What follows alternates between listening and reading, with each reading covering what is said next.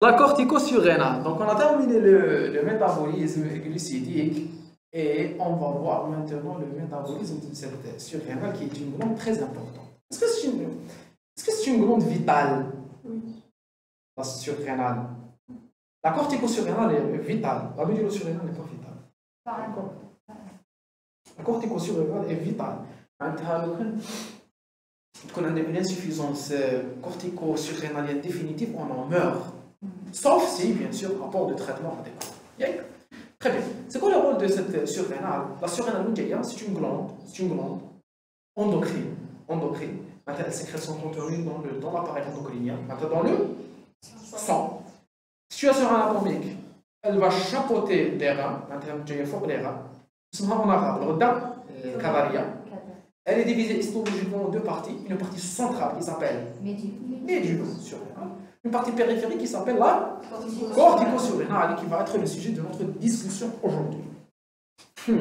La cortico-surrénale est aussi histologiquement répartie en trois parties successives qui sont la couche des couches, ce sont des couches, la couche glomérulée, la couche réticulée, la couche fasciculaire entre les deux. On va voir le rôle de chacune de ces parties. Allez. Les surrénales sont deux glandes, parce que il y en a deux, d'accord, comme les reins. Deux glandes situées au-dessus des deux reins. Chaque glande est constituée de deux régions distinctes, une région corticale et une région centrale. La cortico-surrénale, au cortex qui occupe 90% de la glande. 90%, voilà. 90%. 90%, 90%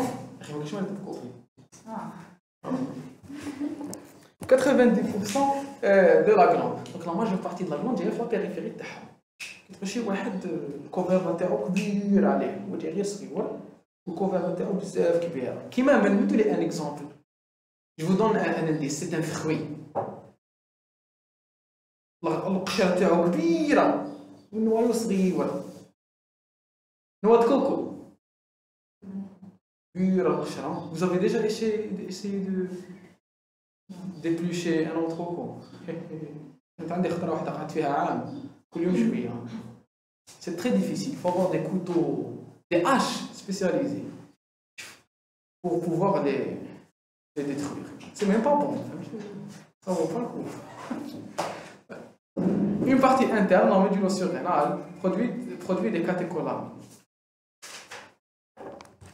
Donc la médulo-surrénale vient de sécréter les catécholamines. Les catécholamines, ce sont les hormones. C'est le système nerveux sympathique. Le système nerveux sympathique. D'accord? Donc voici un peu l'histologie. Elle est définie en plusieurs parties. C'est l'histologie de la cortico-surrénale, mais c'est la médulo-surrénale. La médulo-surrénale représente un peu une couche. D'accord? C'est la médulo-surrénale. Les focales, ce sont les trois couches de la cortico-surrénale. La zone réticulée, fasciculée et glomérulée. Au-dessus, pour les couches, il y a la capsule fibreuse qui recouvre la surrénale, qui la protège. D'accord?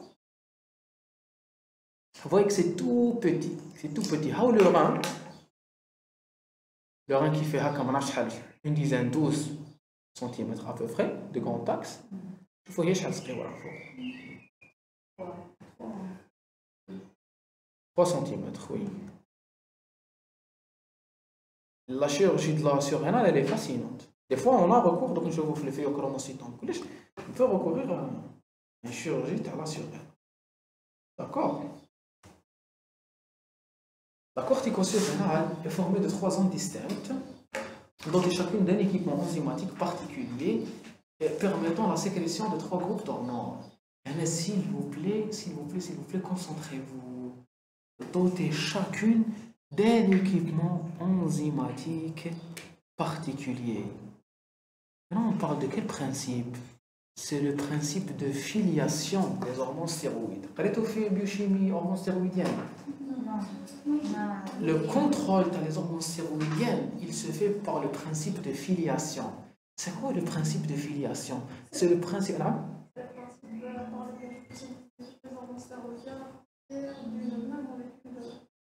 Très bien, c'est à peu près ça. C'est le principe à travers lequel on peut expliquer, qui m'appelle la synthèse de toutes les hormones stéroïdiennes à partir d'une seule molécule de base, mais c'est aussi le principe qui me permet d'établir toutes les réactions enzymatiques pour arriver à toutes les hormones stéroïdiennes. À partir d'une même molécule de cholestérol, dans les différents organes, les réactions sont les mêmes pour arriver aux hormones stéroïdes. L'aldostérone, le cortisol, la testostérone, l'œstrogène, le strone, le stradiol, le striol, toutes les hormones stéroïdiennes ils ont les réactions. Donc les hormones stéroïdiennes au cours de leur synthèse, la cellule elle commence à réaliser ces réactions.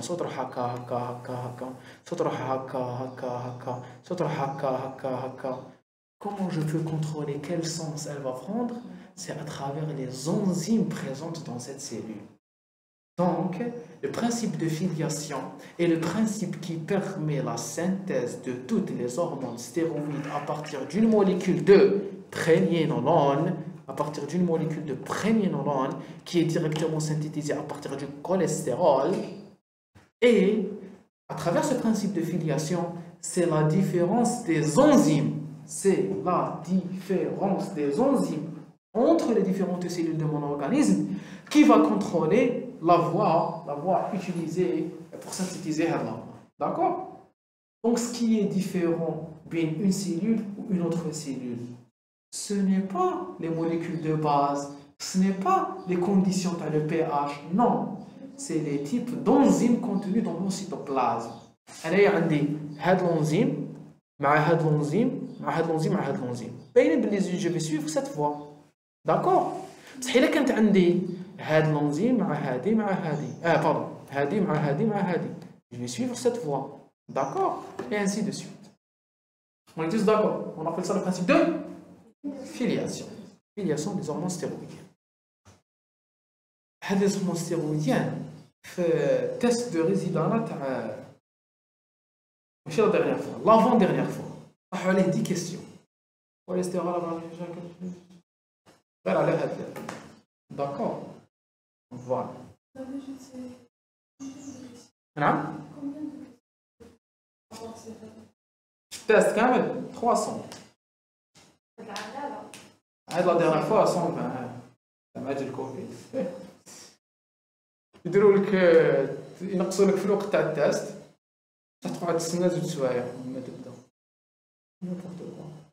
كيما حنا في لي زيكزامان تاعنا تاع لا فين تاع سيزيام اني قال لنا اون فو ريدوي لا ديوري تاع ليكزامان على تاع لا بانديمي ما عندي يجيب بروف قطع في ساعه كان جوزناها في ليكزامان خير هذيك الساعه بس قعدنا داخل لونفي ولا يجي يجوز بون خلينا جي با دونك انا جو سوي كونتر هاد لي ديسيزيون شويه surtout في التيست. C'est un examen important. Ça a eu des conséquences chez beaucoup de gens. ربي يوفق كل مؤمن وخلاص هذا ما كان. هاي donc 3 couches et chaque couche elle va contrôler la synthèse d'une partie des enzymes, des hormones de la corticosurrénale. La corticosurrénale est formée de 3 zones distinctes dotées chacune d'un équipement enzymatique particulier permettant la sécrétion de 3 groupes d'hormones. La zone glomérulée, qui est externe, elle sécrète les minéralocorticoïdes, principalement l'aldostérone, c'est l'aldostérone. La zone fasciculée, la plus épaisse, elle est située au milieu, elle sécrète les glucocorticoïdes, le cortisol. Ou la zone réticulaire, la plus interne, elle sécrète les androgènes surrénaliens, comme, ou là, principalement la DHEA. Donc je fais où il y a la DHEA. La DHEA, c'est un androgène, c'est une hormone sexuelle mâle. C'est une hormone sexuelle mâle. Est-ce qu'on est d'accord? Non? Jeunesse. C'est pas. C'est la première fois que j'entends cette expression, hormone de jeunesse. Ah bon? On reste jeune? Oui. C'est une hormone qui doit être dosée dans certaines situations dont on va parler tout à l'heure. d'accord, principalement le SOPK, le syndrome des ovaires polykystiques, ou malheureusement les tumeurs surrénaliennes. D'accord? On va en parler tout à l'heure. Les hormones de la cortico-surrénale sont des stéroïdes dont la synthèse se fait à partir du cholestérol à travers le principe de filiation. La dégradation des hormones stéroïdiennes se fait essentiellement dans le foie et leur élimination est essentiellement rénale. Donc, les hormones, elles sont synthétisées au niveau de la cortico-surrénale, elles sont libérées dans le sang. Certains ont des transporteurs spécifiques, elles vont agir au niveau cellulaire. Puisque ce sont des hormones stéroïdiennes, très bien, les récepteurs vont être intracellulaires. Les récepteurs des hormones stéroïdiennes, les cytosoliques ou les intranucléaires? Très bien, les cytosoliques. Il est lié à quelle protéine? La HSP90. Message la Hitchcock protein. Vous en souvenez, on en a parlé. Des autres biochimie, il doit y avoir la biochimie. Des autres biochimie, le mazal. Il vous reste très peu de temps pour l'examen. Il faut commencer. C'est très peu. D'accord? D'accord? Vous allez prendre comme les 10 jours pour commencer à refaire. C'est drôle. D'accord? Attention. La glande cortico-surrénale est indispensable à la vie. Vous voyez, la cortico-surrénale est indispensable à la vie. Une surrénalectomie entraîne des troubles métaboliques importants qui peuvent mettre le pronostic vital en danger, ou mettre le pronostic vital en jeu, on dit. Qu'il y a un phénomène qu'on peut retrouver dans certaines pathologies, on l'appelle l'insuffisance surrénale aiguë. L'insuffisance surrénale aiguë. Elle est très dangereuse. Elle induit des états de choc et elle est mortelle. D'accord? Donc, on a un patient, il a une insuffisance surrénale ou il y a des traitements termes. D'accord? Principe de filiation. On va commencer par les minéralocorticoïdes. Minéralocorticoïdes, voilà, c'est la couche glomérulée. C'est la plus interne. Le principal, c'est l'aldostérone. La couche glomérulée. Oui, c'est la couche la plus externe. La couche la plus externe. Et donc c'est l'aldostérone. On les appelle minéralocorticoïdes parce que ils contrôlent le métabolisme hydrominéral. Pourquoi?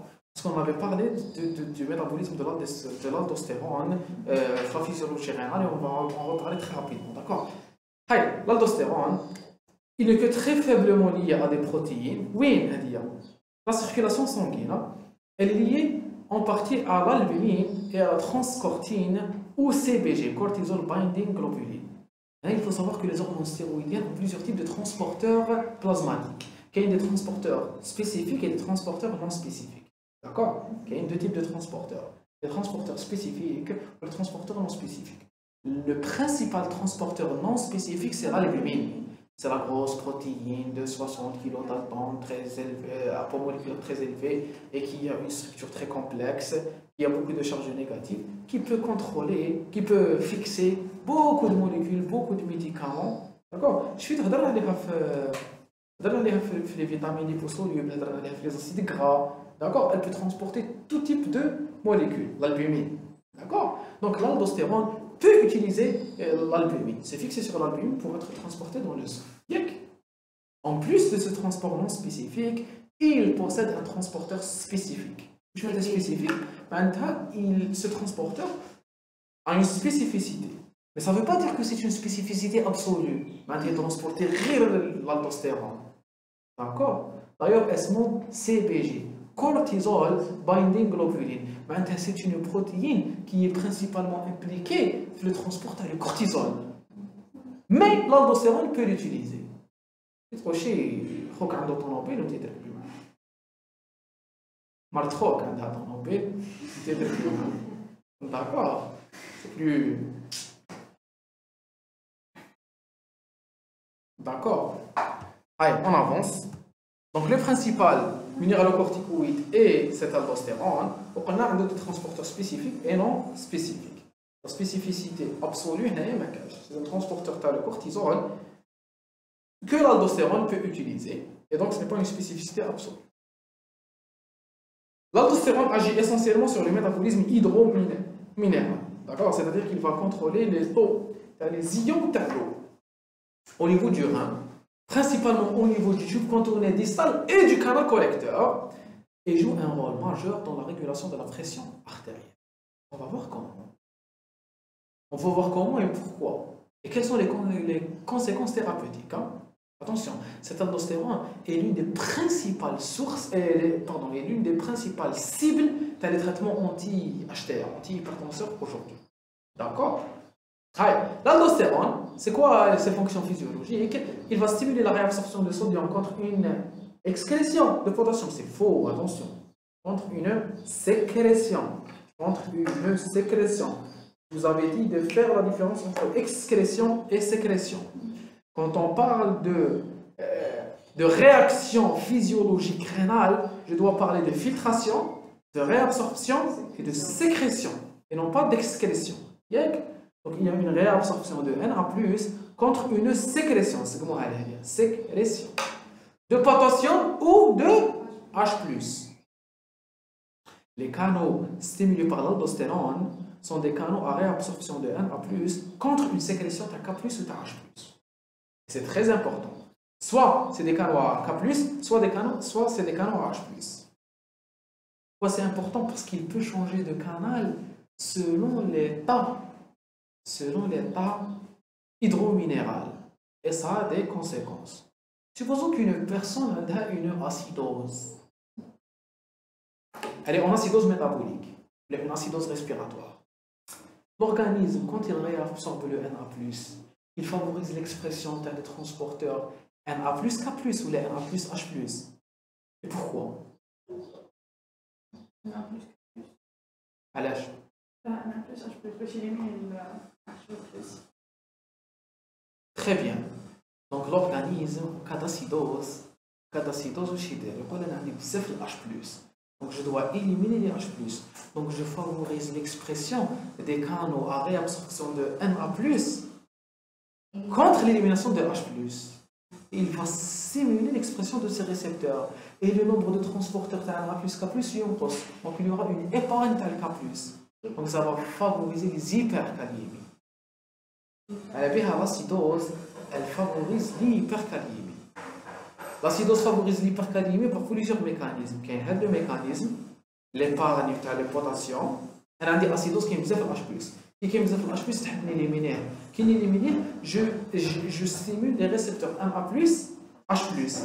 Qui stimulerait Na+, H+, même ça les autres récepteurs Na+, K+. Donc il n'y aura plus de récepteurs actifs Na+, K+. Donc il n'y a plus d'élimination de potassium. Donc il y a une hyperkaliémie. Donc l'une des conséquences de l'acidose métabolique, c'est l'hyperkaliémie. Ça, vous voyez là. Il y a un autre phénomène qui favorise l'hyperkaliémie au cours de l'acidose, c'est le contre-transporteur H+, K+. Au niveau des érythrocytes et au niveau de plusieurs types de cellules. Les globules rouges. Quel est le contre-transporteur H+, K+? Qui s'appelle une acidose, mais il y a une hyper H+. Il y a un H+, qui est un H+, il K+, et j'aurai une hyperkaliémie. Ce sont les deux principaux phénomènes qui sont responsables de l'hyperkaliémie au cours de l'acidose. D'accord? Très bien. Allez-y.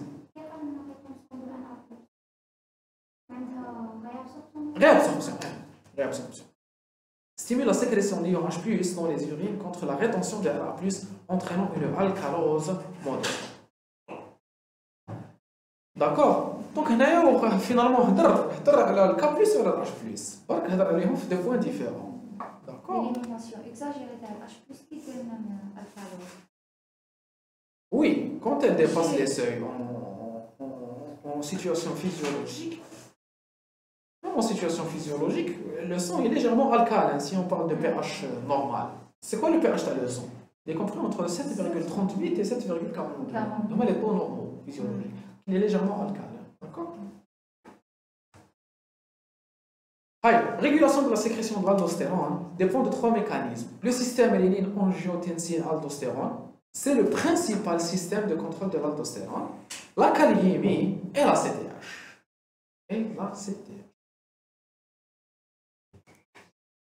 Je fais la CTH. On en a parlé déjà. Portage. La CTH, c'est une hormone anti-hypophysaire. C'est l'hormone corticotrophe. Très bien. Zido. Quel est l'hormone hypothalamique qui la stimule? C'est là? C'est là. Très bien, c'est la CRH. زيدوا واش هضرنا عليها. قلنا elle stimule l'axe CRH, ACTH, cortisol. وقلنا ثاني Très bien. قلنا بلي elle stimule la libération de l'aldostérone, mais il n'y a pas de rétrocontrôle qui permet que l'aldostérone inhibe la CTH. شفاو عليها؟ قلناها. Cortisol, si, le cortisol inhibe. Le cortisol inhibe la sécrétion de la CTH, mais l'aldostérone ne inhibe pas, n'exerce pas de rétrocontrôle inhibiteur sur la libération de la CTH. D'accord? Très bien, très bien. Donc c'est la preuve que la CTH il stimule la libération de l'aldostérone. Puisque attention, il n'y a pas de rétrocontrôle de l'aldostérone sur la CTH. Alors pourquoi j'ai besoin d'en parler? Même l'estrogène, mais il n'y a pas de hormone أخرى. صحنا هضرنا عليها parce que normalement لو كان نخمو بطريقه لوجيك نلقاو بلي كاين puisque la CTH stimule l'aldostérone normalement l'aldostérone exerce un feedback négatif. كيما كاش اللي هضرنا قلنا بلي il n'y a pas de feedback négatif de l'aldostérone sur la CTH. خلاص؟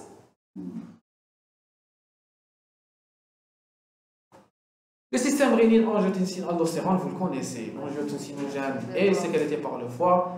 Il est inhibé, il est transformé par la rénine rénale en angiotensine 1. L'angiotensine 1, elle est transformée par une enzyme de conversion en angiotensine 2. L'angiotensin 2, c'est une hormone vasoconstrictrice. C'est la principale, ou là c'est le vasoconstricteur le plus important de l'organisme. Attention. Le vasoconstricteur le plus important de l'organisme, c'est l'angiotensine 2. C'est le vasoconstricteur le plus puissant de l'organisme.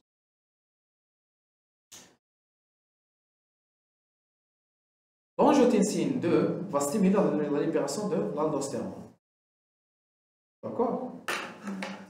Donc vous voyez que l'angiotensine 2, l'angiotensine 2, elle va favoriser l'augmentation de la pression artérielle par deux phénomènes. Le premier, c'est la vasoconstriction. Quand j'augmente la constriction des vaisseaux, j'augmente la pression artérielle. Ça, voilà. Le deuxième phénomène, c'est l'aldostérone. Qui fait l'aldostérone? Il favorise l'hypertension.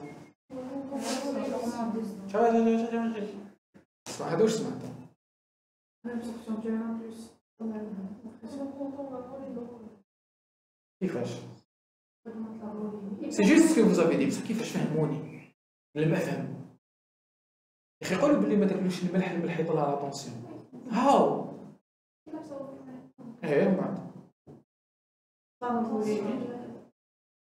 ايه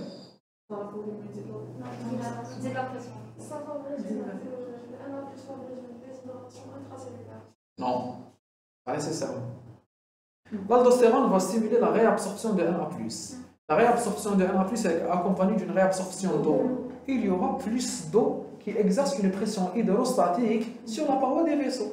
Donc il y aura une hyperpression sur les vaisseaux. D'accord? Parce que le Na+ est une hormone oncotiquement active. Et attention, je n'ai pas parlé de concentration de Na+. Il y a une réabsorption de Na+ accompagnée d'eau. L'état d'hydratation intracellulaire, il n'est pas contrôlé par la quantité de Na+. Oui. La concentration تبقى stable. تبقى la concentration stable ويكون عندك 100 غرام تاع Na+ في الدم. Donc la concentration de Na+ est stable dans le sang, il n'y a pas de modification de l'état hydrique intracellulaire. Attention, ce n'est pas la quantité de Na+ qui contrôle l'hydratation intracellulaire, c'est la concentration de Na+. صح ولا لا؟ La preuve كي واحد صرالو بعد شهر l'hémorragie. صرالو une déshydratation intracellulaire ولا لا؟ صرالو علاش؟ malgré le fait que, c'est un peu faux de dire malgré que, hein, parenthèse. Les puristes de l'Académie française diront que malgré que, c'est une expression fausse. Que doit être devancé par un nom. Donc on parle malgré le fait que, ou là malgré une phrase nominale, malgré la contradiction, malgré la présence. On parle malgré que. Bon, si vous voulez, on a de l'information. Donc, malgré le fait que la quantité de Na+ diminue en hémorragie, la quantité de Na+ تنقص. Mais la concentration, elle augmente parce que la quantité d'eau est beaucoup plus importante. La perte d'eau est plus importante que la perte de Na+. Puisque la concentration plasmatique de Na+, j'aurai une migration de l'eau suivant son gradient du milieu le moins concentré vers le milieu le plus concentré, suivant le gradient osmotique, et donc j'aurai une déshydratation intracellulaire. Et la déshydratation extracellulaire de l'hémorragie va se transformer en déshydratation globale. Une déshydratation globale. D'accord? Donc, vous voyez que l'angiotensine, en favorisant la constriction des vaisseaux d'un côté et en favorisant la réabsorption de la Na+, qui est accompagnée d'eau, il va augmenter la pression artérielle. Et c'est à cause de ça que c'est l'une des principales cibles des traitements anti-hypertenseurs. Le traitement anti-hypertenseur chez une personne normale, le traitement anti-hypertenseur de première intention, l'un des traitements qu'on peut choisir, c'est les IEC. IEC, je m'appelle IEC. Inhibiteur de l'enzyme de conversion. Il est sous IEC.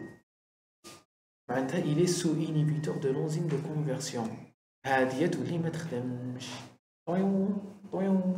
Donc la quantité de l'angiotensine 2 va diminuer.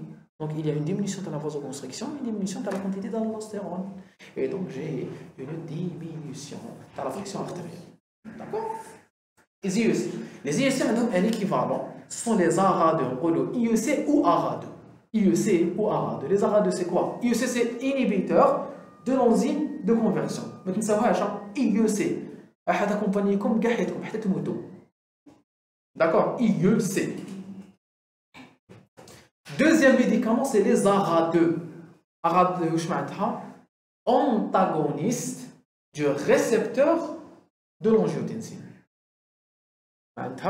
Il va réaliser une inhibition compétitive de l'angiotensine 2. واحد ما يخليهاش تتسينثيتيزا وواحد ما يخليهاش تتفيكسا في الريسبتور تاعها. Donc il va diminuer la vasoconstriction, il va diminuer l'effet de la synthèse de l'aldostérone. Ce sont des équivalents. Les IEC ou les ARA2 ont le même effet, ils ont exactement la même efficacité. Selon la maladie et le malade, il y a des ARA2 et des IEC à préférer. D'accord? كل واحد والامبورطونس تاعو. كاين لو نزيد لكم برك حاجه من دار انفورماسيون. La molécule اللي تخلص بإل c'est un IEC. Les IEC يخلصوا بإل كابتوبريل c'est un IEC. Les ARA2 يخلصوا بأن فالتسارتان تلميسارتان يخلصوا بأن. Donc اللي يخلصوا بأن c'est des ARA2. اللي يخلصوا بإل c'est des IEC. هكا باش بلا ما تحفظوا اسماء الدواء. Vous pouvez deviner. Très bien. Non, vous pouvez pas deviner. Si. Le système rénine-angiotensine-aldostérone, il préserve l'homéostasie circulatoire du volume extracellulaire et du pool sodique. Ouais, là, je pense qu'il contrôle principalement le pool sodique. Le pool sodique et potassique aussi. Les concentrations plasmatiques de rénine circulante représentent le mécanisme régulateur essentiel du système rénine-angiotensine et de la sécrétion d'aldostérone. C'est le taux de rénine qui contrôle la quantité d'angiotensine. Parce que c'est la rénine qui transforme le précurseur de l'angiotensinogène en angiotensine 1. S'il vous plaît, la rénine elle est synthétisée où? Au niveau des cellules, on n'a pas qui le temps ça. Je dirais. Oh, une seule. Arrête qui m'a. Ça fait pas du tout longtemps. Je t'achète une bague. On oublie vite. Je suis d'accord. Comment stimuler la mémoire? كاين بزاف لي كيسيون هكا لي جو سي دي كيسيون فينومينال لي كنقراوها نحبوا نعرفوا لا ريبونس. Comment vivre plus longtemps? Comment rester jeune? Comment prévenir les rides? Les filles adorent ça. Comment augmenter sa taille? Comment perdre le poids? Perdre 4 kilos en 2 semaines. Comment stimuler la mémoire? Il y a des moyens de stimuler la mémoire. Ça existe. Qu'est-ce que vous en pensez? Ça existe. Oui. Maintenant, vous en connaissez. Le juice. Le juice. C'est pas vrai. Inch'Allah, à la fin de la séance, on va communiquer. Des techniques que je connais, barba. pour stimuler la mémoire. Trois mécanismes principaux sont impliqués dans la régulation de la synthèse de la sécrétion de rénine. Les barorécepteurs, le système nerveux sympathique et les osmorécepteurs. Les barorécepteurs de l'artériole afférente vers le rein. C'est quoi les barorécepteurs? C'est des récepteurs de la pression, de la pression. Système nerveux sympathique, le système nerveux sympathique via l'adrénaline, où je récommande, il stimule la vasoconstriction, la synthèse de la rénine ou l'inhibit, il stimule. Et les osmorécepteurs de la macula dorsale. Et on a ce schéma, le schéma de la physiologie rénale.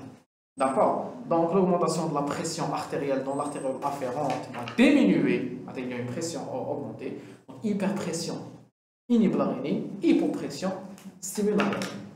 Le système nerveux sympathique ne sait que stimuler la rénine, attention à travers des récepteurs bêta-1 adrénergiques. Les récepteurs bêta-1 adrénergiques. Et enfin, les osmorécepteurs, quand la quantité de NaCl est augmentée au niveau du tube contourné distal, il y a inhibition de la rénine. D'accord? Il y a inhibition de la rénine. Maintenant, j'ai des taux très importants de NaCl, ce n'est pas la peine d'en réabsorber encore plus. Quand ce taux baisse, il va stimuler la synthèse de rénine pour réabsorber encore plus de NaCl. Par les mêmes récepteurs bêta. Non! S'il vous plaît. Non. Je suis en train de parler des récepteurs, tu as le système sympathique bêta 1. Je suis en train de parler d'osmorécepteurs, des récepteurs au NaCl, d'accord? Qui détectent la quantité de NaCl, qui ne détectent pas l'adrénaline. Attention, bêta 1, parce que la diapositive comme médulo-surrénale, ta biochimie est bêta 2, c'est faux. Donc je donne bêta 1, خط احمر تحت bêta 1. D'accord? يتلاقوا بها في diapo تاع biochimie. La kaliémie joue un rôle direct sur la sécrétion d'aldostérone. L'hyperkaliémie, une augmentation d'au moins 1 millimol, stimule. C'est quoi le taux normal? 3,5 et 5,5. D'accord? Millimol par litre. Attention, et on compare et on étudie les variations des molécules en millimol, en grammes. D'accord? L'hypercalémie, une augmentation d'au moins 1 millimol par litre, stimule la sécrétion d'aldostérone. Vous voyez? Parce que l'aldostérone stimule la libération et l'élimination et la sécrétion de l'K+, qui agira au niveau du tube contourné distal du rein, en provoquant la réabsorption de Na+, contre la fuite de K+. C'est la correction de l'hypercalémie. Donc, vous savez les antihypertenseurs, les hadats les mobiles, لو كان نديرو ان سوردوزاج ولا يصرى ان effet secondaire ce sera une hypocalémie ولا une hypercalémie. خمي مليح. Les antihypertenseurs اللي هضرت لكم عليهم دوكا les ARA2 et les ULC يديروا hypo ولا hypercalémie. Est-ce que je suis en train de vous poser une question اللي تقدر تحل لكم في l'examen تاع cardio 4e année ولا تاع thérapeutique 6e année ولا في test résident? Pourquoi je vous pose cette question? Pourquoi je vous pose ces questions? باش تتعلموا تيليزونيو قد ما نليزونيو قد ما نحفظوا قلب ما تسحبوش تحفظوا فاهمين ضربه داكور دير الهيبركاليمي ولا الهيبوكاليمي لي زونتي هيبرتونسور علاش باسكو ما كاينش الدوستيرون تسمى ما كاينش سكريسيون تاع très bien les antihypertenseurs peuvent donner des hypercalémies et ça fait partie de leurs effets secondaires les plus redoutés d'accord très bien Ah, vous chatrez. Vous avez tous rien. L'hypocalémie inhibe la sécrétion de l'aldostérone. Là, vous êtes d'accord que ça donne une hypercalémie? D'accord.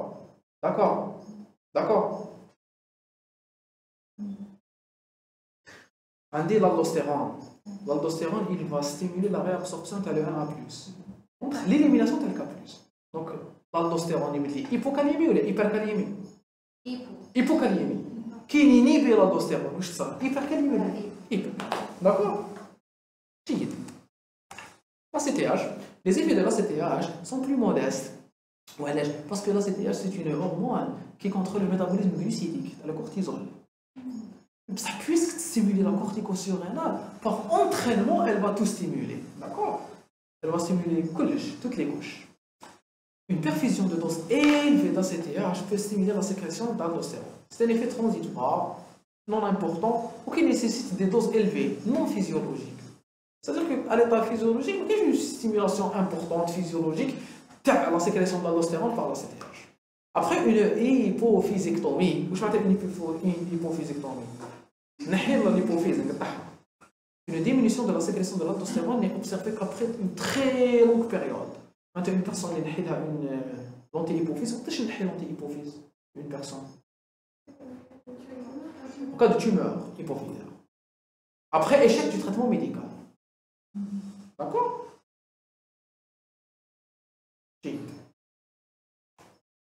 L'aldostérone agit essentiellement sur le métabolisme hydrominéral au niveau du rein, contrôlé distal. Tout gain ou perte nette de sodium a des répercussions sur l'osmolarité plasmatique, la volémie, la pression artérielle. Et s'il vous plaît, les vous considérez ces entités indépendamment. Je vous ai montré comment la physiologie cardiaque. قلت لكم كيفاش ما لازمش نيماجيني باللي الديبي يمشي مع لا بريسيون يمشي مع لا فوليمي. كل وحده vous la considérez à part. كي تلقاو une hyperpression ماشي معناتها il y a une augmentation du débit. D'accord? داكور لو كان نطلع الديبي في ان اورغان انا نطلع له الديبي نبعث له كثر الماء يطلع لا فوليمي انا اللي نبعث في الدم كثر وراني نطلع في الديبي لا بريسيون بصح تهبط ولا تطلع انا اللي نزيد في الماء دونك لا بريسيون هي اونترا دوغمونتي باغ كونتر لو كان نبدا بالمقلوب عندي ان اورغان وندير له فازو ديلاتاسيون يطلع الديبي ولا ينقص يطلع جو لوي بيرمي دابورتي بلوس دو بصح لا بريسيون تطلع ولا تنقص باسكو ندير فيه فازو ديلاتاسيون. D'accord? Donc ce n'est jamais carré. Ne considérez pas les changements à quatre. Il faut toujours commencer par le point initial. Peut-être la variation. Maintenant, j'en déduis le reste. Et tout n'est pas fixe. Et tu as une hyperpression, tu as une vasodilatation, non, ça ne marche pas comme ça. Ça, c'est une urgence. Sûr. C'est comme vous voulez. Alors, tout gain ou perte nette de sodium a des répercussions sur l'osmolarité, c'est-à-dire la concentration globale des molécules dans le sang, la volémie, la quantité d'eau dans les vaisseaux et à la pression artérielle. Le cortisol est lié à la transcortine à 90% et très peu à l'albumine et 5% sous forme libre. Maintenant, une quantité de le cortisol, on a commencé les glucocorticoïdes, glucocorticoïdes, grand titre, d'accord?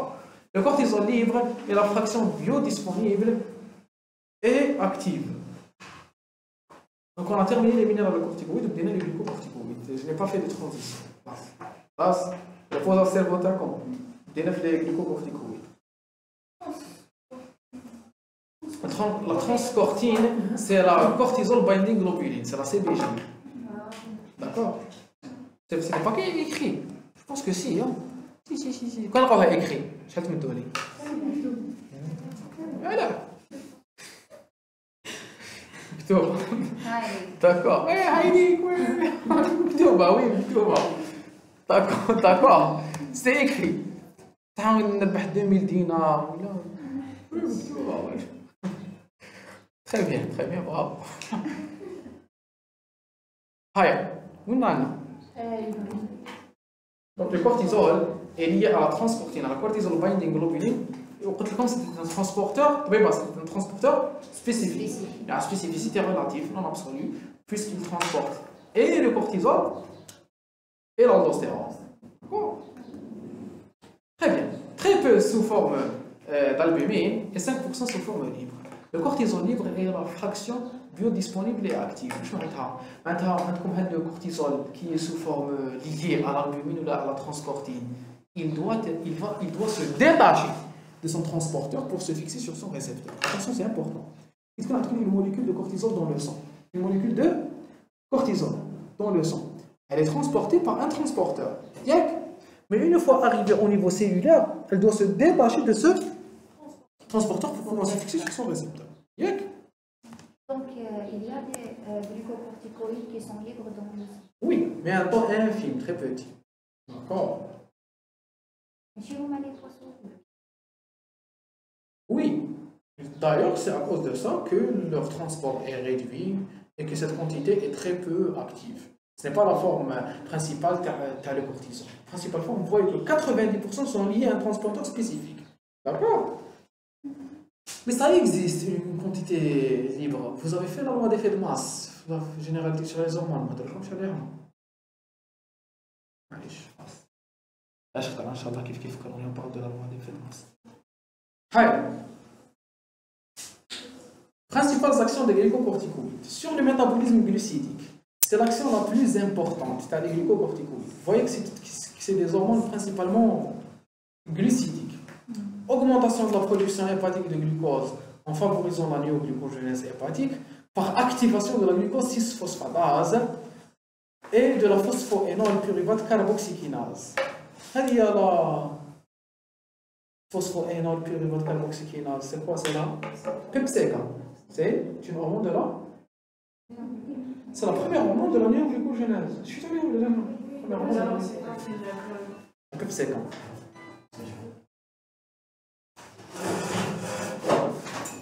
En augmentant la protéolyse et la lipolyse qui apportent les substrats de la néoglucogénèse dans la circulation. Là, c'est des détails. Le plus important, c'est qu'elle stimule la lipolyse, la protéolyse, la glycogénolyse, d'accord, et la néoglucogénèse. Tout ce qui peut augmenter le glucose et la métabolisme et les métabolites énergétiques dans le sang. Un effet anti-insuline au niveau de la cellule périphérique par inhibition de la captation de glucose. Et on avait dit que c'était l'effet de... Comment on appelle cet effet? L'épargne. Très bien, l'épargne glucidique. Augmentation de l'absorption intestinale du glucose. Donc il provoque une hyperglycémie. Ça comme les mécanismes de chaque hormone en baigné.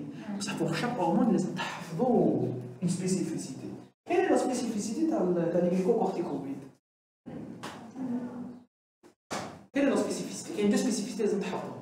La première spécificité, c'est que c'est une hormone à effet lent par rapport aux autres. Par exemple, si j'ai un stress ou un besoin, une hyperglycémie, il y a un pic d'adrénaline, du glucagon, le pic d'adrénaline, du glucagon, là la cortisolémie. La cortisolémie a un effet plus long et plus durable que les autres hormones de glucorégulation, de contre-régulation du glucose. Ah oui, le cortisol a un effet plus long mais plus durable. Plus long et plus durable. Plus long et plus durable. D'accord? C'est le principal effet. Première caractéristique.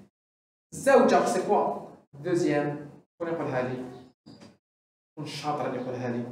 Aïe.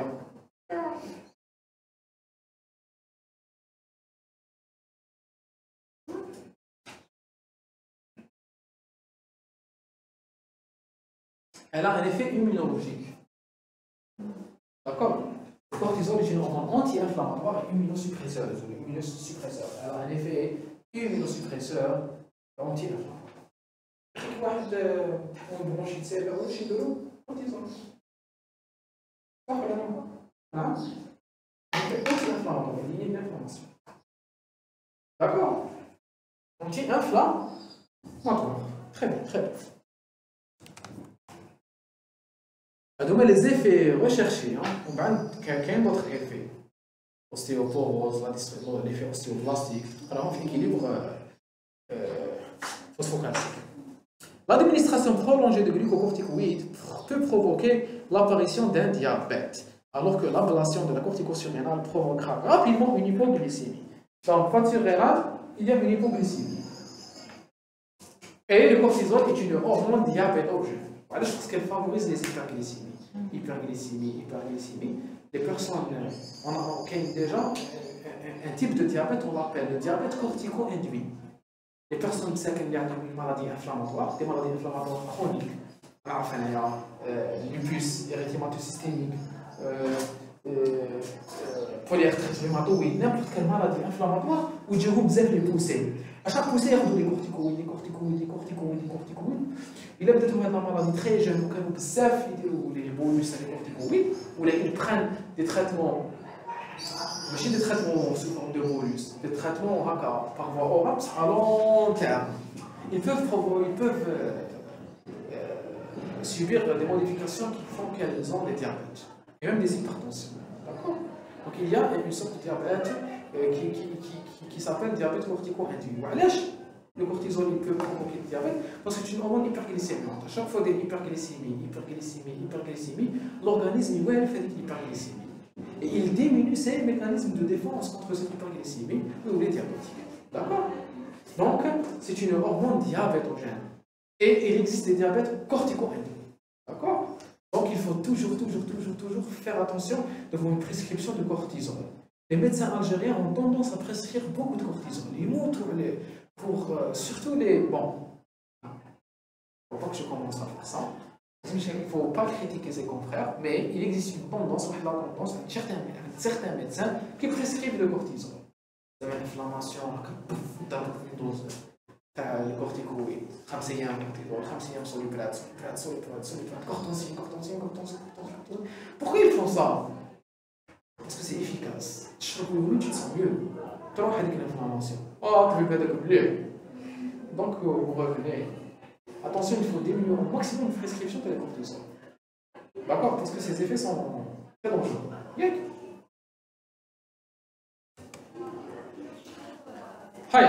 Principale action du cortisol, premièrement sur le métabolisme des protéines. Apparemment, on ne va pas terminer ce cours. Avant d'avancer, ah si, merci, vous avez plus ça. Elle vient de vous sauver. On a commencé l'enregistrement. Très bien. Et ça va, vous pouvez remarquer. Ouais. Essayez d'utiliser la capacité phénoménale comme avant marqué. D'accord? Ne l'utilisez surtout pas pour que sur le d'accord? Sur le métabolisme des protéines, elle va provoquer une fonte musculaire, une protéolyse à des doses très élevées, et ce qui va participer à la répartition nouvelle des protéines et des graisses. On va en parler qui encadre les graisses. J'ai une distribution des graisses et des protéines qui fait en sorte que j'ai une obésité cushinoïde. J'ai une obésité cushinoïde. C'est quoi l'obésité cushinoïde? C'est une redistribution des protéines et des lipides qui fait en sorte que j'ai une obésité facio-tronculaire au niveau de la face, du cou et du tronc, alors que les membres sont fins. D'accord? On appelle ça l'obésité cushinoïde. C'est une obésité facio-tronculaire. Les muscles et les graisses au niveau des membres sont très réduits. J'ai des membres fins, alors que le tronc, il est très épaissi. D'accord? Ça fait partie de l'obésité cushinoïde. Remarque, une administration prolongée de corticoïdes lors d'une hypersécrétion du cortisol dans les tumeurs de la cortico-surrénale induit une fonte musculaire, c'est ce que je viens de dire, une ostéoporose, destruction vers les os par déminéralisation et stimulation ostéoclastique, et des vergitures au niveau des vergitures horizontales, violet pourpre, ou la rouge pourpre, au niveau de l'abdomen. Je vais vous donner un schéma à la fin de l'obésité cushinoïde. Voilà. Donc, les vergitures. Vous voyez une obésité qui est même un déplissement, une hernie ombilicale. D'accord? C'est un déplissement de l'ombilique. Et donc, voilà. C'est une obésité cushinoïde. D'accord? هذه تنتهي عندها اسمه وش عندها؟ نعم؟ Non, c'est pas une rosacée, c'est à cause de l'érythème, c'est à cause du syndrome de Cushing. Et donc, qu'est-ce que vous avez remarqué chez cette patiente? Un hirsutisme, d'accord? Un léger hirsutisme, d'accord? Non, c'est insuffisant pour... D'accord, il doit y avoir un autre trouble. D'accord? On peut avoir des hirsutismes, syndrome cushinoïde, mais ce n'est pas très caractéristique de ce syndrome. D'accord? Très bien. Des kiff sur l'obésité facio-tronculaire. Allez, on continue.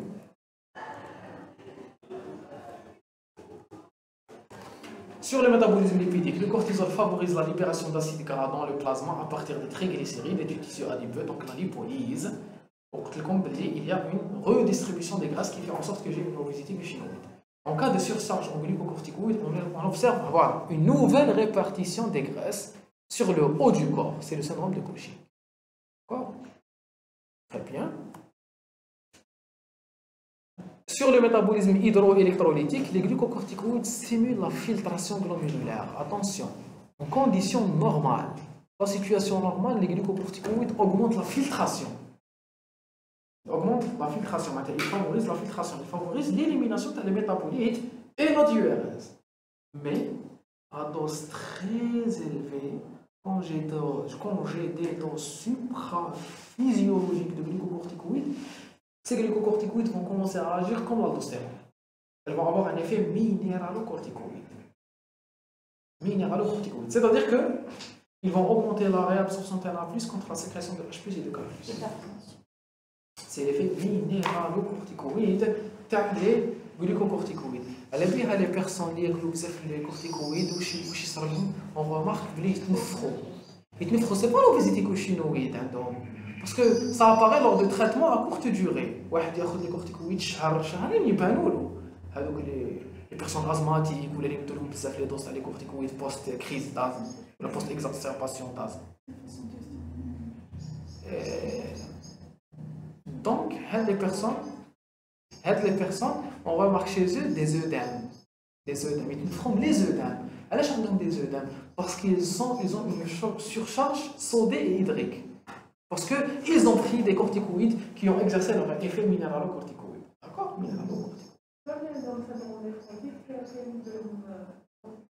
Oui, ça fait partie du traitement. Oui. Là, c'est un peu plus compliqué que le syndrome néphrotique.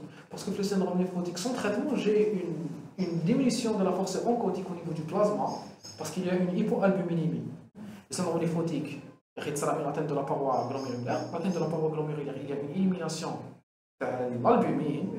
L'élimination de l'albumine, elle va me faire apparaître des œdèmes. Bel traitement, bel corticoïdes. Ou les corticoïdes vont aggraver, c'est un cercle vicieux.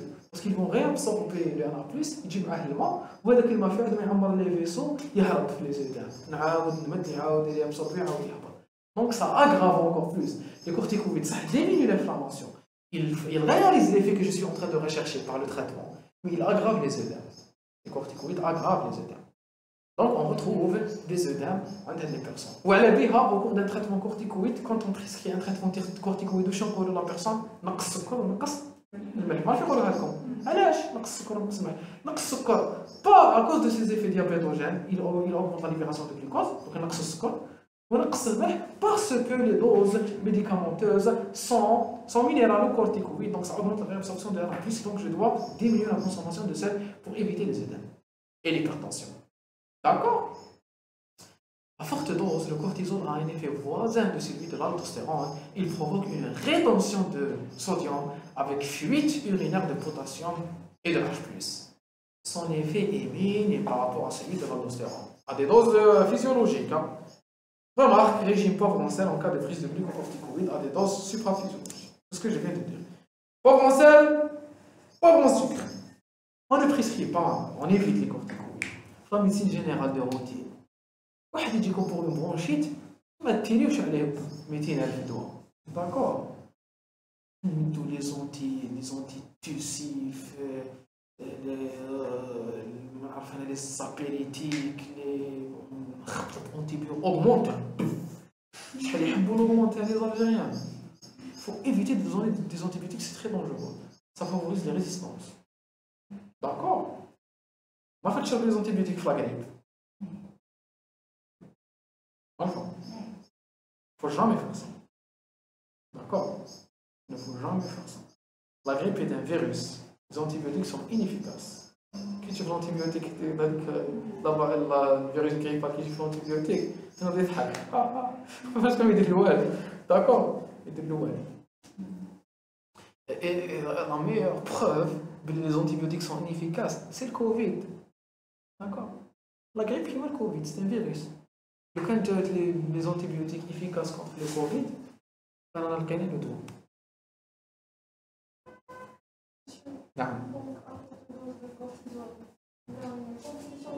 Donc, si on a une forte dose de cortisol, il y a une. Non, pas une compétition. Il y a une synergie. D'accord? Action principale toujours du corticoïde, action sur le métabolisme calcique et de l'os, c'est un des effets les plus redoutables des personnes qui ont les corticoïdes. تلقاوهم بزاف لي سيرفيس تاع بيدياتري تاع نورو و تاع ميديسين انترن. هاد لي باسيون ياخذوا بزاف لي ou تريماتو ياخذوا بزاف les corticoïdes. Une baisse de l'absorption intestinale du calcium, une augmentation de la calciurie et surtout une déminéralisation osseuse. Il inhibe le calcium et le phosphore en l'os. Une inhibition de l'activité ostéoblastique, stimulation de la résorption osseuse. Donc le cortisol, il stimule l'action ostéoclastique et il inhibe l'action ostéoblastique. D'accord? L'excès prolongé de cortisol est responsable d'une ostéopénie. On remarque que chez l'enfant, les glucocorticoïdes réduisent la croissance osseuse par action directe sur le cartilage de conjugaison. Les personnes qui sont sous corticoïdes, on leur donne systématiquement de la vitamine D. Parce que la vitamine D favorise la minéralisation osseuse. Bon. La fonction de Hakima, PTH. Oui, la déminéralisation osseuse. Ça a des buts différents. Je vais vous dire que des effets hormonaux. C'est quoi le but principal de chaque hormone? C'est quoi le but principal de la PTH? Très bien, élever la calcémie.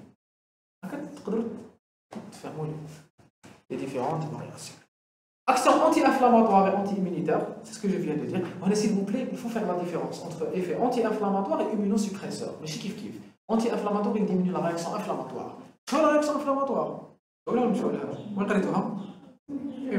Très bien, j'ai une réaction inflammatoire clinique, une réaction inflammatoire biologique. C'est quoi la réaction inflammatoire clinique? لا عجبتني كثرتي فيها انا شي با كونسيرني allez-y répondez Thierry. C'est bien. C'est quoi la réaction inflammatoire clinique? Aya. Clinique, oui. Quelles sont les manifestations cliniques de l'inflammation? Rougeur. Oui. C'est la tétrade de Chess. De Nahum.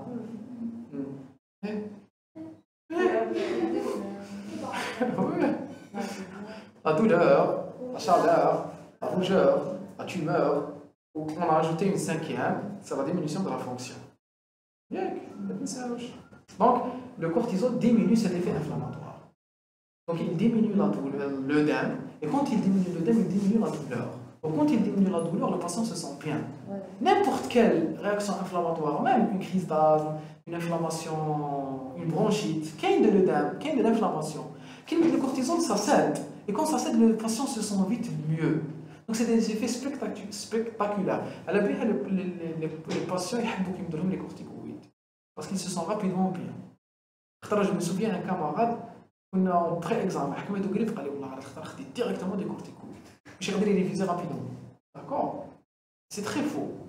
C'est très pas bien. Et donc, c'est l'effet anti-inflammatoire. L'effet anti-immunitaire, le cortisol va agir sur des récepteurs spécifiques pour diminuer la co-stimulation, pour diminuer la stimulation dans les cellules immunitaires. Donc, il a un effet sur les cellules immunitaires spécifiques pour les diminuer. Inflammation, c'est sur l'immunité non spécifique, les phénomènes inflammatoires, ou l'immunité, c'est l'inhibition directe des cellules immunitaires. Les glucocorticoïdes exercent déjà à dose physiologique une action anti-inflammatoire, qui mise en évidence à dose pharmacologique. Ce sont des anti-allergiques puissants, largement utilisés dans le traitement des maladies allergiques. Pourquoi? Parce que ça diminue avec l'effet inflammatoire. Sur le système cardiovasculaire, le cortisol potentialise l'effet vasoconstricteur des catécholamines. Et le cortisol a un effet permissif sur les catécholamines. Donc, on a la médulo-surrénale. Le cortisol potentialise l'effet des catécholamines. Tous les effets, que ce soit l'effet hyperglycémiant, que ce soit l'effet vasoconstricteur. D'accord? Le cortisol a un effet permissif. C'est-à-dire que chez synergique, oui, il donne les mêmes effets. Pas principalement synergique, mais plutôt permissif. C'est-à-dire qu'il vient compléter ou la permettre à cette adrénaline de réaliser sa fonction. D'accord? D'accord? Dans le syndrome de Cushing, il existe une HTA. Voilà pourquoi on parle ici. Allège. Premièrement, parce que je suis dans l'appareil cardiovasculaire, et l'HTA est une maladie de l'appareil cardiovasculaire. Et deuxièmement, puisque le cortisol est permissif pour l'adrénaline, ça crée une nouvelle boucle, ou un nouveau maillon dans ma boucle d'hypertension. Le principal phénomène, ou le principal mécanisme par lequel le cortisol stimule l'hypertension, c'est la rétention hydrosodienne. On est d'accord? C'est l'effet minéralocorticoïde et cortisol. Une stimulation accrue ou une augmentation des apports accrus au cortisol. Ce cortisol va stimuler la réabsorption de Na+. La stimulation de Na+, Ou la réabsorption de Na+ va être accompagnée d'une réabsorption d'eau. Cette réabsorption d'eau va être accompagnée d'une augmentation de la pression artérielle. Mais puisqu'il est permissif à l'adrénaline, les effets de l'adrénaline, qui sont vasoconstricteurs, qui sont chronotropositifs, inotropositifs, patotropositifs, quand même les effets, ils sont stimulés et donc l'effet de l'adrénaline sera plus significatif et ça va favoriser l'hypertension artérielle. D'accord? Les personnes qui stressent beaucoup, elles ont plus tendance à avoir une HTA. على بالكم يما دكتور بلا attention. وعلاش؟ باسكو يبقى غير يسكريتي في l'adrénaline. يبقى غير يفافوريزي هذاك l'état d'hyperpression. Donc l'adrénaline, elle joue un rôle في l'hyperpression artérielle, l'hypertension artérielle. D'accord? شكون يستريسي بزاف؟ Faut pas. لازم هكا. Vous stressez هذاك الستريس تاع هكا. Ça vous empêche des fois d'avancer. Jamais. تلحقوا 30 سنة تلقاو روحكم شتو طابلة خضرا تاع لي باثولوجي شوية قرعة شوية زرودية شوية ديابيت هيبرتونسيون انتستين إيريتابل. Faut pas faire ça. تفرغوا غير في صحتكم. Il faut هكا.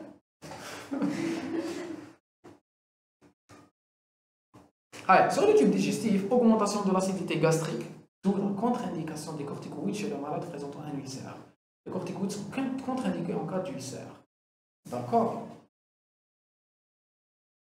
Pourquoi les corticoïdes stimulent la sécrétion des acides? Par plusieurs mécanismes, soit stimulation directe, soit par inhibition des prostaglandines.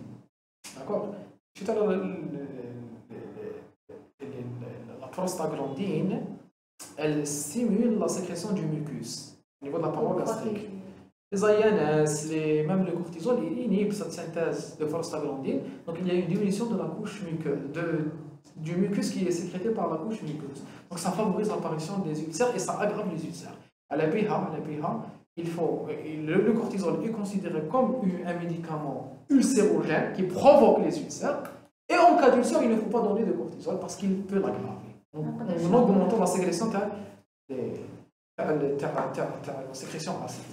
Est-ce qu'une personne qui a un ulcère a des corticoïdes, si c'est nécessaire, et sous pansement gastrique? Des pansements, des prokinétiques, d'accord? Et on ne donne que si c'est nécessaire. D'accord?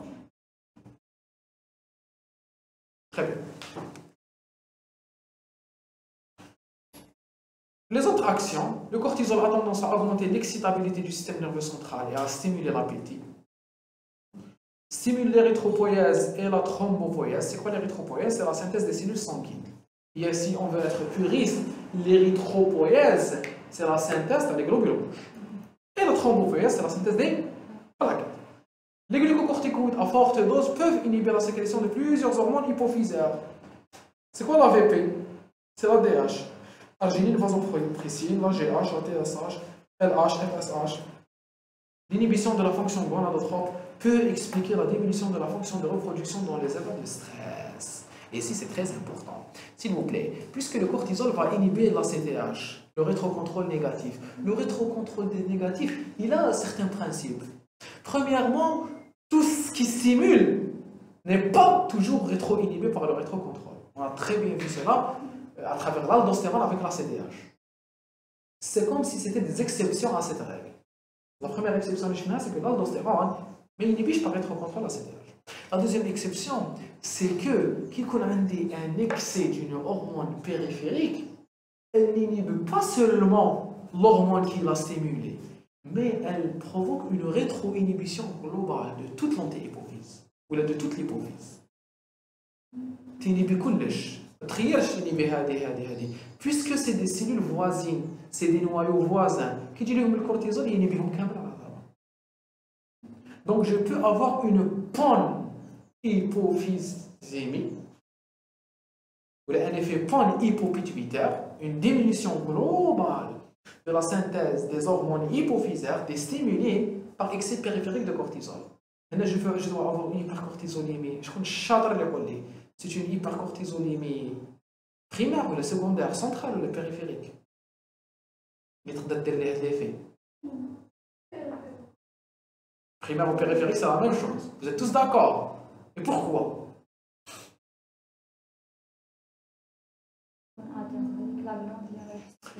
Je peux avoir cet effet dans les deux situations. Quand c'est périphérique et primaire, c'est une tumeur, c'est une tumeur surrénalienne.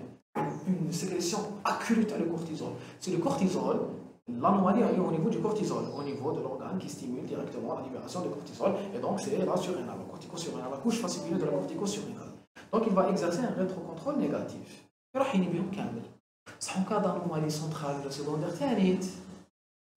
لو كان يكون عندي un adénome ACTH, une maladie de Cushing, une maladie de Cushing, معناتها un adénome, معناتها une tumeur في l'hypophyse. هي اللي راح تسكريتي بزاف لا سي تي اش وهذاك لا سي تي اش هو اللي ستيمولي الكورتيزول. سي لا بريزونس فيزيك تاع l'adénome, la tumeur en elle-même, ماشي le cortisol. La tumeur va comprimer les cellules voisines, تعبزهم وما تخليهمش يخدموا. كي تعبزهم il y aura une hyposécrétion de toutes les hormones voisines. Et c'est plus fréquent que les autres. Surtout pour l'adénome à prolactine. Une tumeur هنا في l'hypophyse تينيبي كامل لي سيل، تعبز على كامل لي سيل تينيبيهم. D'accord?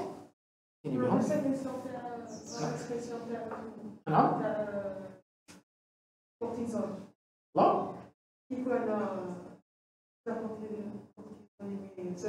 Oui. Oui. Secondaire. Ah là, c'est Les deux cas. Primaire, secondaire. Oui, puisque c'est le phénomène de base. Comme un hypercorticisme. Attends, regardez comme primaire, anomalie au niveau du cortisol, de la modulation. Voisine, بصح هي اللي تينيبيهم، علاش تينيبيهم؟ باسكو هي كبرت. هي تخدم. D'accord? Très bien. Très bien, très bien, très bien. Ce qui explique la diminution de la fonction sexuelle en cas de stress. C'est quand on oublie le stress diminue la libido. D'accord? C'est quoi la libido?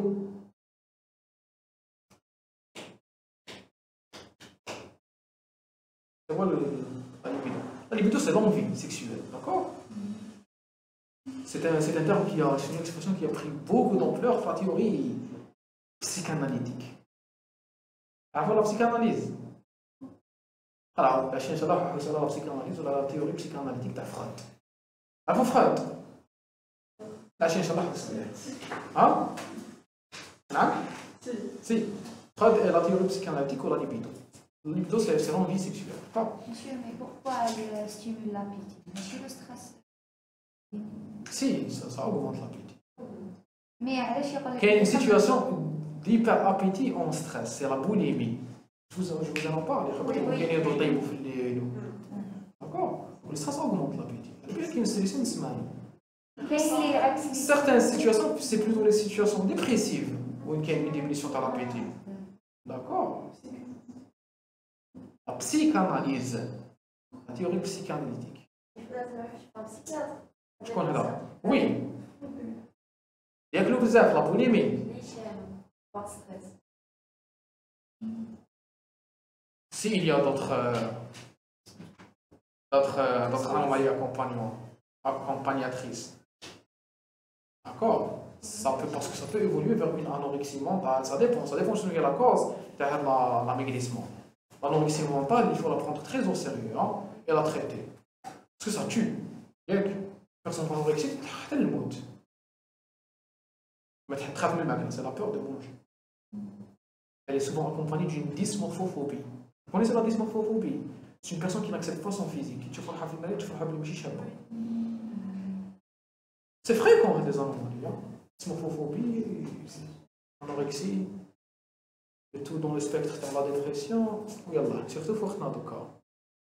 L'occidentalisation dans le milieu social, on réfléchit plus comme des occidentaux et donc ça. En relation avec la plaque, elle le plaque, ça peut niveau une dépression. C'est bien. Bon, non, c'est pas bien. Régulation de l'axe hypothalamo-hypophysaire et de la cortico-surrénale. C'est la stimulation par axe, hypothalamus, puis anti-hypophyse, et puis enfin, au niveau de la cortico-surrénale, la rétroinhibition existe dans cet axe, sauf pour l'aldostérone qui n'inhibe pas par rétrocontrôle l'hypothalamus et l'hypophyse. Très bien, très bien. On a parlé des androgènes, on a parlé de la glucocorticoïde, mais on n'a pas parlé de l'aldostérone. Premièrement, parce que l'effet de l'ACTH sur l'aldostérone, il est réduit. Deuxièmement, le rétrocontrôle de l'aldostérone sur l'ACTH, il est aussi très faible. D'accord? Très bien.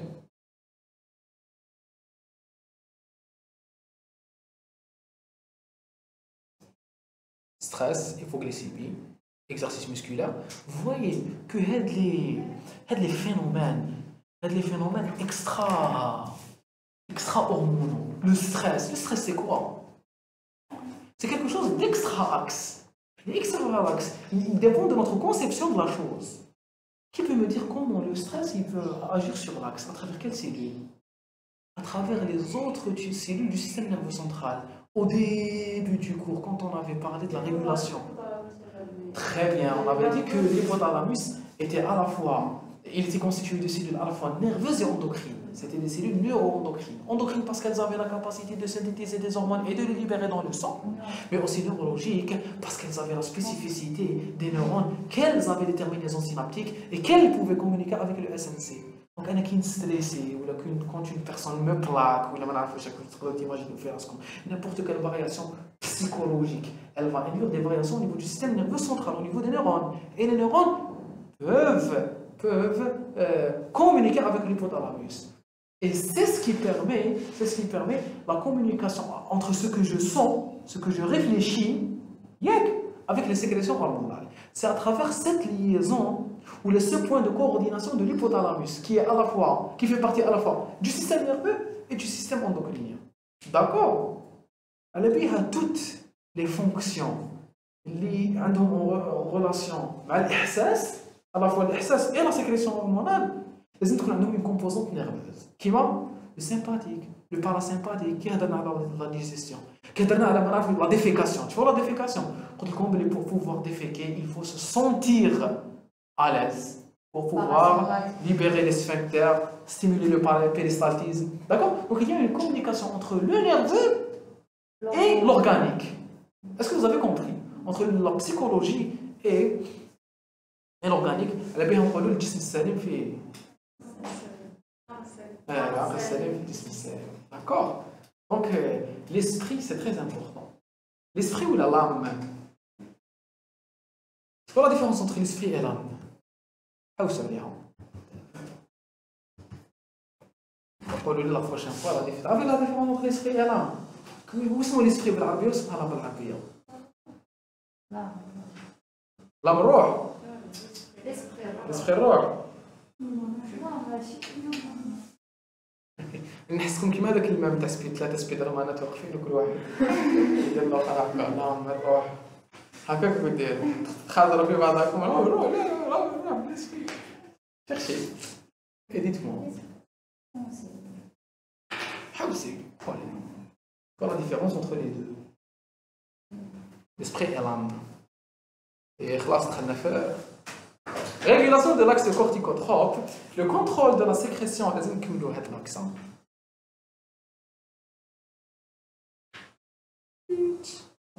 Au moins نكملوا حتى les endroits.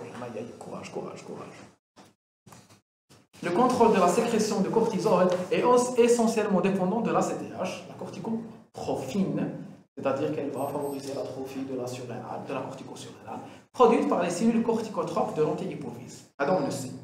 La CTH est sous le contrôle de la CRH. On le sait, principal stimulant de sa sécrétion, dont l'activité est contrôlée par les centres nerveux supérieurs. Voilà, c'est ce que je viens de dire, contrôlé par les centres nerveux supérieurs. Pourquoi? Parce que les cellules hypothalamiques, ce sont des cellules nerveuses, ont des communications synaptiques avec le système nerveux central. D'accord? Le cortisol module l'activité du système par divers mécanismes de rétrocontrôle au niveau de l'hypophyse et de l'hypothalamus. C'est ça, c'est le rétrocontrôle. C'est le rétrocontrôle ou le feedback. La rétroaction négative ne relève que du seul cortisol. Donc, l'axe, c'est le cortisol lui-même qui exerce le feedback. D'accord? L'activité de l'axe hypothalamo-hypophyso-surrénalien présente un rythme nictéméral. Je montre un rythme nictéméral. C'est quoi la différence entre nictéméral et circadien?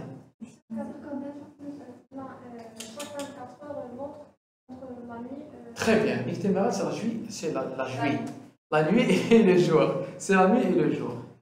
C'est la nuit et le jour. Et circadien? Circadien, c'est les 24 heures. Ultradien, c'est les 2 heures. Hebdomadaire, c'est la semaine. Mensuel, c'est les mois. Annuel, c'est l'année. D'accord? Donc, circadien, c'est les 24 heures. L'ictéméral, c'est le jour. Moi, je ne suis pas très d'accord. Hein. Le cortisol suit plutôt un rythme circadien. Chez l'ictéméral. Dans la période est voisine de 24 heures. Rythme circadien. Horloge biologique. Donc voilà. Comme le cortisol, il suit un rythme nictéméral, un rythme nictéméral la Terre, 24 heures. Chez Mars. Ou la Terre, شكون يقول لي؟ لا جوان كيف على شحال فيه نهار جوان 24 heures. ما في برشا. انت اللي قلتي جوان ماشي نو دي جور اي نوي تتبدل. تري بيان كيما من في لي بول بول نور والبول سود. داكور كاين une nuit qui dure plusieurs mois et un jour qui dure plusieurs mois. D'accord? Donc le rythme nictéméral, c'est le rythme classique, 12 heures à peu près. 12 heures. Le cortisol suit un rythme circadien. Il y a des pics pardon, il y a un rythme particulier ou il y a un rythme le matin. Le pic du cortisol se fait entre 6h à 9h. Entre 6h à 9h. Quels sont les hormones de contre-régulation? Ils طلعوا مع الصباح. Je vais vous donner un détail, le détail هايل باش تقدروا تزوخوا به. D'accord, là les patients. Il y a un phénomène chez le diabétique qu'on appelle le phénomène de l'aube. Le phénomène de l'aube. Et qui crée un obstacle thérapeutique très important avec le médecin, avec le diabétologue. C'est quoi le phénomène de l'aube? وش معناتها l'aube بالعربية؟ الفجر. شروق الشمس ولا l'aube. Phénomène تاع الفجر. Le phénomène de l'efter, c'est quoi? C'est l'augmentation de la sécrétion. L'augmentation de la sécrétion des hormones de contre-régulation FLOB. Pour préparer l'homme à réaliser ou à fonctionner sa journée. Donc, à ce moment, on a une augmentation des hormones de contre-régulation. Cortisol, d'accord? L'adrénaline, et tous les taux basaux. Donc, ce qui crée une hyperglycémie. Le patient le diabétique, qui est sucre au صباح يلقاه طالع. Alors que les glycémies تاعو قبل ما يرقد elles sont normales. ولو كان ينوض على 2 تاع الصباح ولا 3 تاع الصباح يلقى السكر يلقاه نورمال. بصح في لوب يطلع. ومن بعد غير تزيدوا شويه في الدوز تاع لا بازال يولي يدير دي زيبوغليسيمي. دونك يدير دي زيبوغليسيمي في النهار alors que la glycémie matinale qui est très importante chez le diabétique. Hein. Elle est très importante pour le contrôle du diabète, la glycémie le matin à jeun. Donc le diabétologue qui a la glycémie à jeun, il يسعف ماشي مليح. بصح لو كان يزيد في الدوز تاع الانسولين يولي لو باسيون يلقى روحو في الهيبوغليسيمي. دونك يحل واش يدير. باش تراكم alors فهموا لي le phénomène de l'aube. C'est une augmentation de la sécrétion des hormones de contre-régulation sur la période de l'aube et qui induit chez certains patients diabétiques une augmentation de la glycémie à jeun le matin. ما لاحظتوش بلي مع الصباح نحسوا روحنا اون فورم فرحانين ونحبوا نخدموا ثم لا عطوني القهوه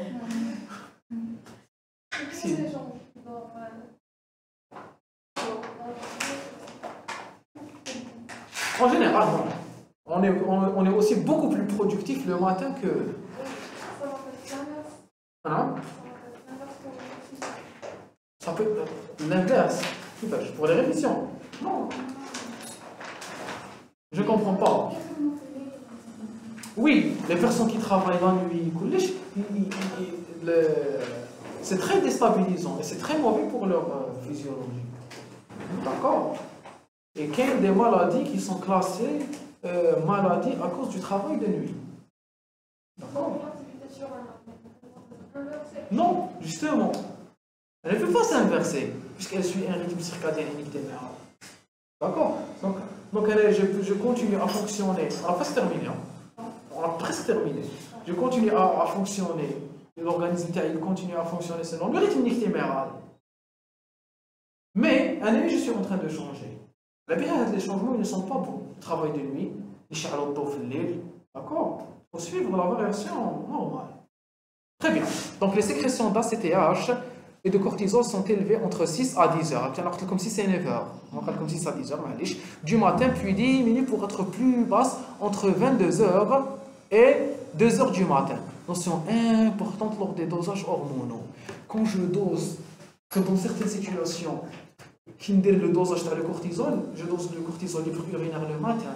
Ça fait que j'hospitalise le patient et je dose le cortisol à minuit. En faisant attention à ne pas brusquer le malade. نوضوا بالعقل ما نخلعوش يتخلعوا يصرى بك تاع كورتيزول نلقى لي دوزاج غالطين نوض لو باسيون بالعقل على 12 تاع الليل وندوزو له كورتيزول شتي لقيتو طالع على 12 تاع الليل alors que je sais بلي لي taux sont normalement très bas entre 22h et 2h normalement نلقى هابط على 12 تاع الليل انا نلقاه طالع معناتها الى من انومالي عنده ان هيبر كورتيسيزم عنده ان هيبر كورتيسيزم d'accord. Voici le rythme circadien. Donc le pic se fait le matin ou les taux les plus bas la nuit.